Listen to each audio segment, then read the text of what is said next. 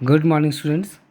Today in this video we will discuss a very important topic, that is the conquest of Bengal. By the middle of 17th century, the English East India Company had set up a few factories in Bengal. शुरू में उन्होंने कुछ factories setup की बंगाल में. In 1698, the British acquired from the Savarna Roy Chaudhary family in Barisha 3 villages.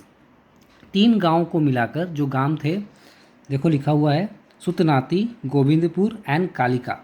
इन तीनों गांवों को मिलाकर उन्होंने एक सिटी डेवलप की जिसका नाम है कालीकाटा. ये कालीकटा ही बाद में जाकर जो है कोलकाता बन गया है, कलकत्ता बन गया है. ये बहुत सारे नेम जो हैं बाद में चेंजेस हुए हैं. शुरू में इसका नाम कालीकट था. लेटर क्या हुआ, इसके बाद क्या हुआ, एक कंपनी ऑफिशियल है जिसका नाम है जॉब चारनॉक. ठीक है, he is known as the founder of Kolkata.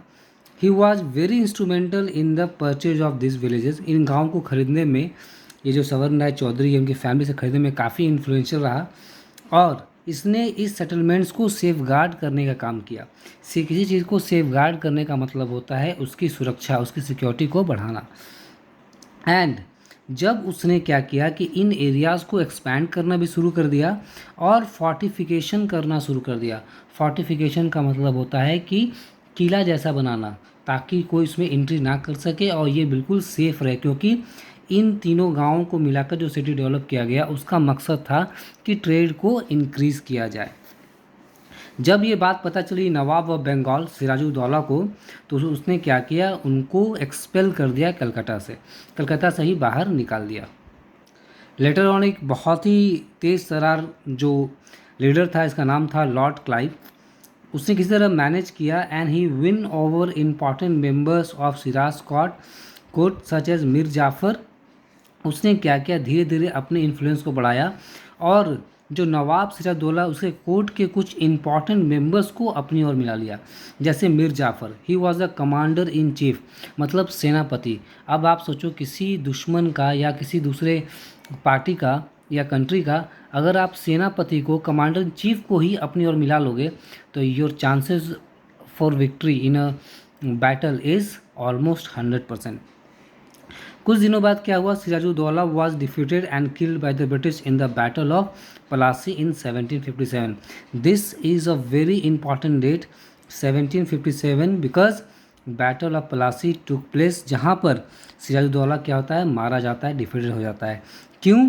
क्योंकि उसके अपने ही आदमी जैसे Mir Jafar commander in chief, जगत सेठ ये बहुत बड़ा बैंकर था एंड ओमीचंद अ रिच मर्चेंट. तो सोचो ज़रा, अपने ही लोग जो हैं इन्हें धोखा देते हैं, जिसमें मीर जाफ़र है जो कमांडर चीफ है और जो इन्फ्लुएंसर लोग, जो पावरफुल, उनके पास पैसा भी है, इनकम भी है, वो लोग भी सपोर्ट कर देते हैं ब्रिटिशर्स को.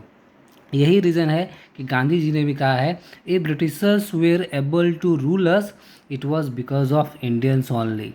क्योंकि अगर ब्रिटिशर्स यहाँ पर पॉसिबल हो पाए कि वो पूरे इंडिया को रूल कर सके, उसका मेन रीज़न था कि इंडियंस ने ही उनको मेन टाइम पर साथ दिया. ये हमारी सबसे बड़ी कमजोरी रही. It was one of the most significant events in Indian history.